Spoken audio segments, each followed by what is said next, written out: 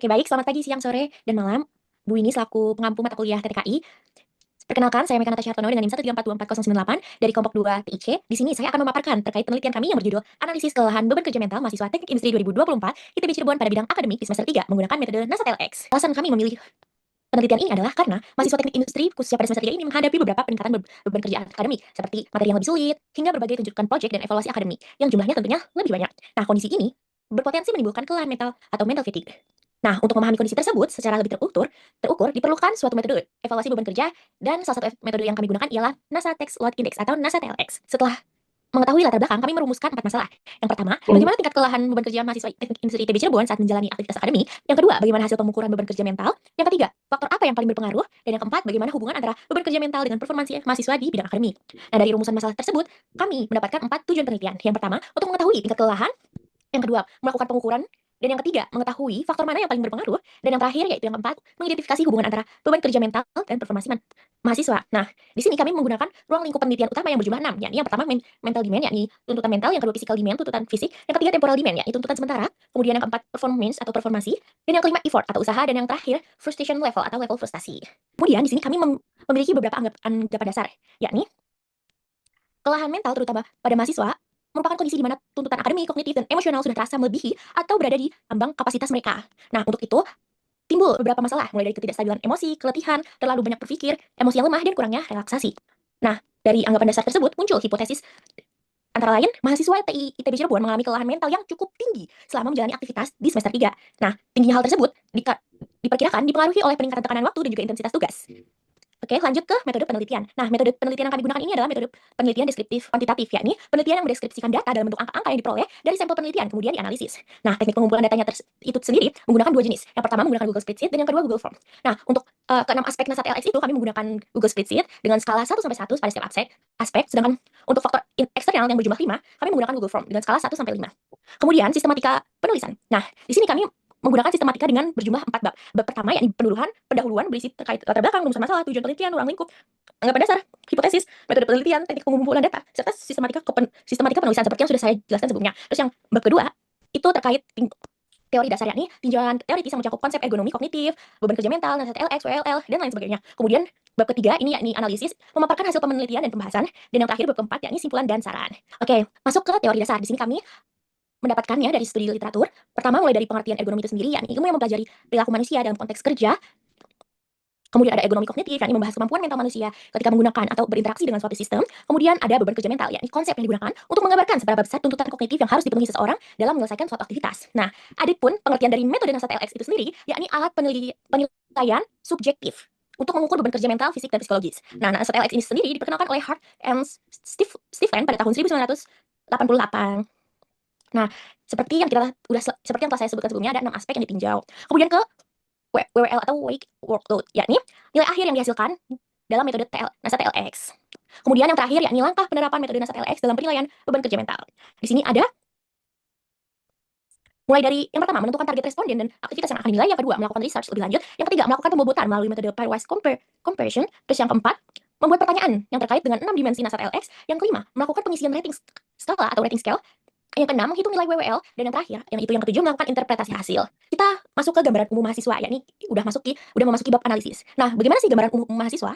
Jadi mahasiswa TIC 2024 sendiri sebagai responden pada penelitian kami itu ada sekitar 39 orang yang telah mengisi dengan rentang acak dari total keseluruhan mahasiswa, yakni 53. Nah, 39 responden ini merupakan 73,58% dari total populasi mahasiswa TIC sendiri. Nah, menurut sumber yang kami dapatkan, yakni dari Ari Kunto pada tahun 2010, pernah menyebutkan bahwa beliau menyarankan sampel minimal 50% untuk populasi yang relatif kecil. Nah, tentu 73% sudah melebihi 50%. Lanjut ke proses pengumpulan data NASA TLX. Seperti yang telah saya sebutkan sebelumnya, pada pengumpulan data NASA TLX ini kami menggunakan Google Spreadsheet. Untuk linknya dapat ditekan pada link berikut. Kemudian di sini ada tampilan datanya yang kami peroleh, dan di sini kami mengklasifikasinya menjadi 2, yakni masing-masing 3 tiap klasifikasi. Dengan klasifikasi pertama yakni faktor yang berhubungan dengan pekerjaan, dan klasifikasi kedua yakni faktor yang berhubungan dengan subjek atau pekerja. Oke, masuk ke hasil pengukuran beban kerja mental. Nah, dari data yang udah kita peroleh, kita melakukan perbandingan masing-masing aspek NASA TLX, mulai dari mental demand kita bandingkan dengan physical demand, ternyata lebih lebih terasa berat di mental demand, begitupun seterusnya hingga frustration level. Nah, kita harus memberikan pembobotan, tapi dengan ketentuan maksimal dari jumlah pembobotannya itu harus 15.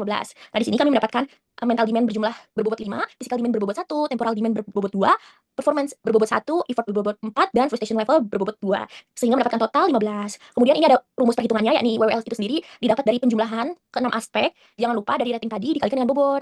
Nah, kemudian untuk skor NASA TLX sendiri didapatkan dari skor dari hasil WWL tadi dibagi dengan 15.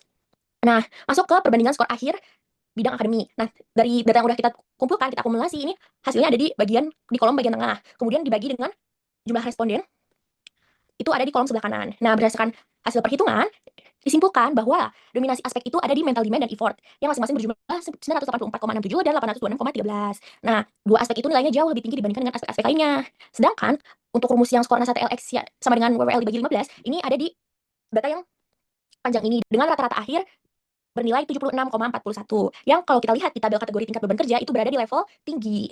Oke, dan tadi NASA TLX itu kita udah dapat nih datanya dari faktor internal. Nah, sekarang masuk ke faktor eksternal. Nah, untuk faktor eksternal ini kami mengumpulkan data melalui Google Form dalam rentang waktu 2 minggu. Nah, kuesioner ini memuat 5 pernyataan terkait kondisi eksternal yang paling umum ditemui oleh mahasiswa. Di sini kami membuat skor dari 1 sampai 5, dengan 1 itu sangat tidak setuju, 2 tidak setuju, 3 netral, 4 setuju, dan 5 sangat setuju. Ini untuk grafik diagram batangnya bisa dilihat.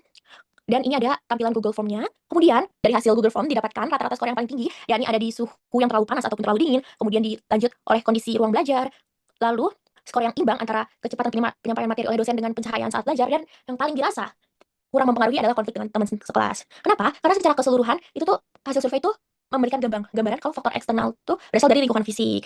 Sementara faktor sosial menunjukkan variasi yang lebih luas dan cenderung dipengaruhi oleh pengalaman personal oleh masing-masing responden. Masuk ke dampak tingkat kelelahan mental secara jangka panjang. Nah, antara lain, apabila terus-terusan berkepanjangan, kita akan mengalami stres akademik, penurunan motivasi belajar, dan juga kelelahan psikologis. Maka dari itu, faktor penghambat pengelolaan beban kerja mental mahasiswa antara lain, dimulai dari kesulitan untuk mengatur kapasitas mental secara optimal, jadwal akademik yang berlangsung sangat padat, kemudian kesulitan menjaga fokus, ritme belajar, dan kemampuan pengendalian beban kognitifnya. Nah, dan kemudian apabila kita kerucutkan, faktor penghambatnya yakni kesulitan untuk mengelola beban kerja mentalnya secara mandiri. Nah, dari hasil analisis yang udah kita lakukan, didapatkan beberapa rekomendasi perbaikan beban kerja mental. Dimulai dari yang pertama, yakni menggabungkan seluruh jadwal dalam satu sistem. Kita bisa menggunakan tools, yakni Google Calendar. Terus yang kedua, mengatur ritme kerja menggunakan metode Pomodoro. Apa sih metode Pomodoro itu? Yakni metode di mana 25 menit belajar atau bekerja, kemudian disusul dengan 5 menit istirahat. Tools yang kita bisa gunakan yakni Forest. Kemudian ada yang ketiga, memecah tugas besar menjadi bagian-bagian yang lebih kecil. Kita bisa memanfaatkan tools Trello. Dan yang keempat, kita menyediakan waktu pemulihan fisik dan mental secara rutin. Kita bisa menggunakan tools Strava. Dan yang terakhir, perbaikan kondisi ruang belajar. Pastikan ruang belajar yang akan kalian gunakan terasa nyaman dan aman. Dari semua yang udah kita lakukan, didapatkan kesimpulan dan saran. Mulai dari kesimpulan, yakni temuan utama penelitian, yang mana merupakan jawaban dari rumusan masalah. Yang pertama, tingkat kelelahan mental mahasiswa dalam ranah akademik berada di rentang sedang hingga tinggi dengan nilai rata-rata NASA TLX sebesar 76,41. Yang kedua, pengukuran melalui instrumen NASA TLX mengungkapkan bahwa aspek usaha, effort, dan tuntutan mental atau mental demand merupakan dua dimensi yang paling dominan. Terus yang ketiga, faktor yang paling berpengaruh terhadap beban kerja mental berasal dari kondisi fisik tempat belajar, terutama ketidaknyamanan suhu ruangan. Dan yang keempat, hubungan antara beban kerja mental dan capaian akademik menunjukkan bahwa tekanan mental yang tinggi berpotensi menurunkan tingkat fokus, efektivitas belajar, dan juga motivasi mahasiswa. Nah, dengan demikian, penelitian ini mengonfirmasi bahwa beban kerja mental mahasiswa dipengaruhi oleh faktor internal berupa tuntutan kognitif dan usaha belajar, serta faktor eksternal berupa kondisi lingkungan belajar. Nah, tanpa penanganan yang memadai, situasi ini beresiko memicu kelelahan mental jangka panjang. Lanjut memasuki bagian saran. Dari saran penerapan yakni meningkatkan kenyamanan ruang kelas, baik itu suhu, pencahayaan, atau kebisingan. Yang kedua, dosen menyampaikan materi dengan tempo dan kejelasan yang lebih terukur. Dan yang ketiga, pelatihan manajemen waktu dan teknik belajar efektif kepada mahasiswa. Lanjut ke saran penelitian selanjutnya. Yang pertama, memperluas sampel ke berbagai program studi dan semester, karena di penelitian kami hanya berfokus ke satu semester, yakni semester 3, dan satu program studi yakni teknik industri, dan itu juga hanya teknik industri Cirebon, tidak digabungkan dengan yang DANE. Kemudian yang kedua, menambah variabel seperti gaya belajar, dukungan sosial, atau penggunaan teknologi. Yang ketiga, menggunakan pendekatan mixed method atau kuantitatif dan kualitatif. Terus yang keempat, membandingkan alat ukur beban kerja mental selain NASA TLX, karena NASA TLX ini meninjaunya secara subjektif. Kita bisa mengkomparnya dengan yang mengukur secara objektif, tidak hanya subjektif. Dan yang kelima, yang terakhir, melakukan penelitian longitudinal untuk melihat perubahan beban kerja mental jangka panjang. Baik, sekian presentasi dari saya terkait pemaparan penelitian yang saya lakukan bersama teman kelompok saya. Semoga bermanfaat dan terima kasih.